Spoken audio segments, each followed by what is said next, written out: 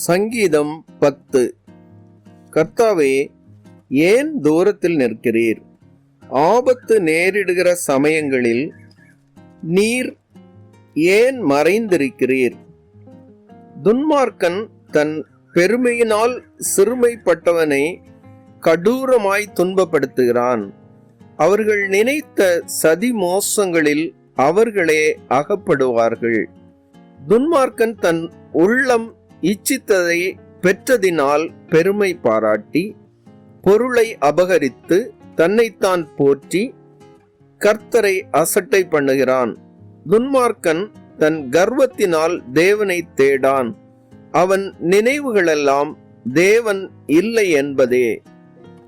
அவன் வழிகள் எப்போதும் கேடுள்ளவைகள். உம்முடைய நியாய தீர்ப்புகள் அவன் பார்வைக்கு எட்டாமல் மிகவும் உயரமாயிருக்கிறது. தன் எதிராளிகள் எல்லார் மேலும் சீறுகிறான்.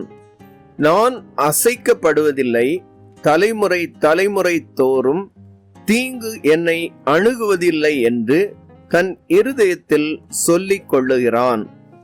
அவன் வாய் சபிப்பினாலும் கபடத்தினாலும் கொடுமையினாலும் நிறைந்திருக்கிறது. அவன் நாவின் கீழ் தீவினையும் அக்கிரமமும் உண்டு. கிராமங்களின் ஒளிப்பிடங்களிலே பதிவிருந்து மறைவிடங்களிலே குற்றமற்றவனை கொல்லுகிறான்.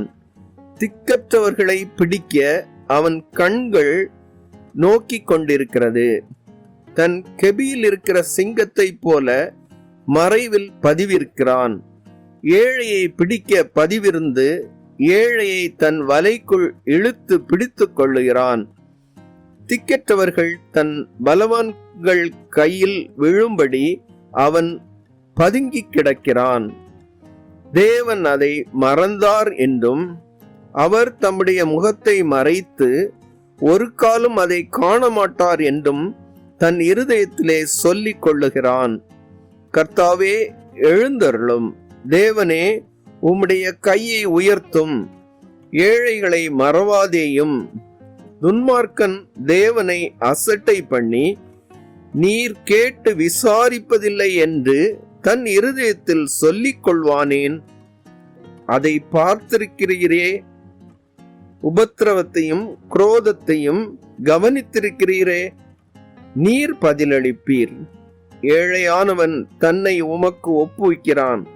திக்கற்ற பிள்ளைகளுக்கு சகாயர் நீரே.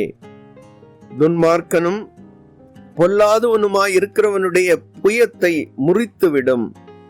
அவனுடைய ஆகாமியம் காணாமற் போகும் மட்டும் அதை தேடி விசாரியும். கர்த்தர் சதா காலங்களுக்கும் ராஜாவாயிருக்கிறார். புறஜாதியார் அவருடைய தேசத்திலிருந்து அழிந்து போவார்கள்.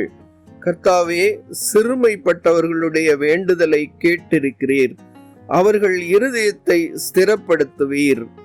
மண்ணான மனுஷன் இனி பலவந்தம் செய்ய தொடராதபடிக்கு தேவரீர் திக்கற்ற பிள்ளைகளுக்கும் ஒடுக்கப்பட்டவர்களுக்கும் நீதி செய்ய உம்முடைய செவிகளை சாய்த்து கேட்டருளுவீர்.